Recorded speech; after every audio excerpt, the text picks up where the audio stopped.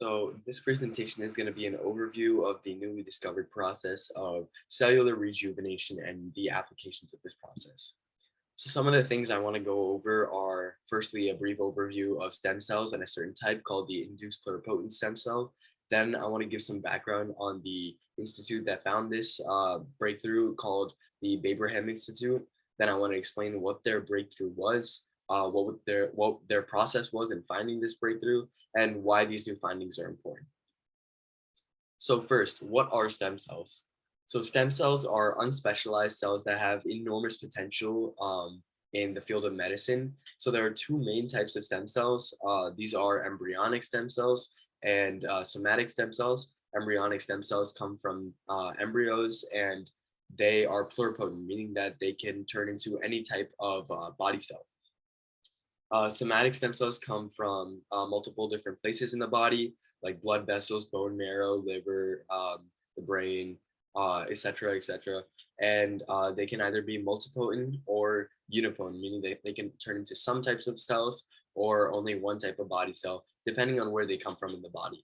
And these stem cells have many applications, like I said, in the field of medicine, in that they could be used for a multitude of different diseases and conditions, like cancer or organ failure. They could even be used to build organs from scratch. Now, some of the issues with stem cells are the source of these cells, as people as there's large controversy over where these cells come from. Embryonic stem cells, which come from embryos and have the most potential, are usually received from donated fetuses from abortion clinics, which are very controversial in today's society in America.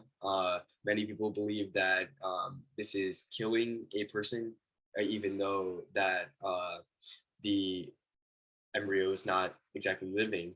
And they also believe that cloning is a application of this research, and that this would be playing God, and therefore this research should not be permitted to continue. Now, there's one type of stem cell called the induced pluripotent stem cell.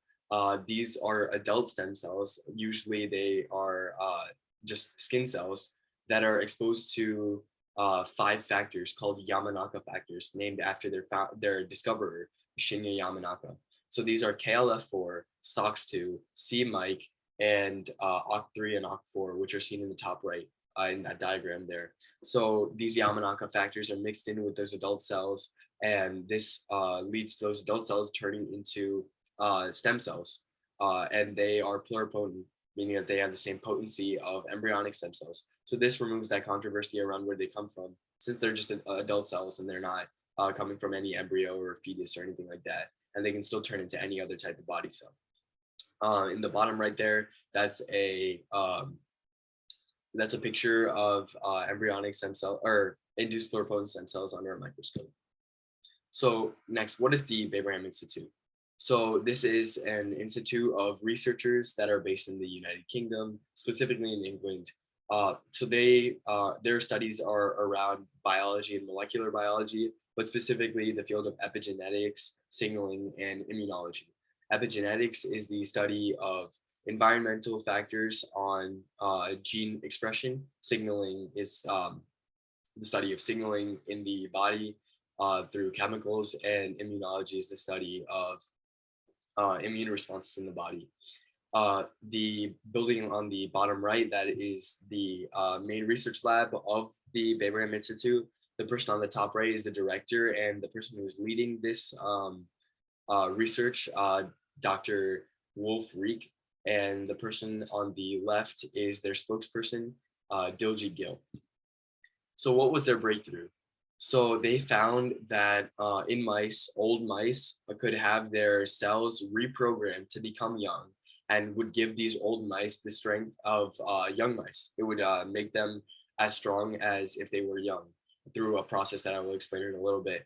So these cells would then lose their wear and tear and would regain the strength of their youth, and would thereby help these mice live longer.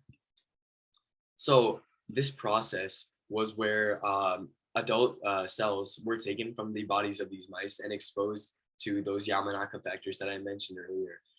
So this would turn them into iPS cells, and it would also make them lose their identity, and they would be just wiped clean like a blank slate. And these cells would then be placed back into the environments that they came from in the body. They would eventually regain that identity, the same identity. So if they were skin cells, they would revert back to skin cells, but they would be completely new. They wouldn't have that same wear and tear as the old cell did. They would be completely new, as if they were just newly made. And this research is extremely important to society today, because this process and the cells that come from this process could be used as a substitute for embryonic stem cells. And it would be able to do any of the applications of embryonic stem cells without that controversy of where they come from. It could also be used as a cure for degenerative diseases like Alzheimer's or Huntington's disease, in that those degenerating, dying cells would be able to be rejuvenated and renewed through this process, and it would cease the disease from taking any further hold on the sufferer's brains. And then scientists also believe that this process could reboot tissues. It would take old dying tissues and reboot them to their original strength from when they were newly made. And some people even believe it could slow or even stop aging, which is something that many people are trying to attain. Thank you for watching, and have a great day.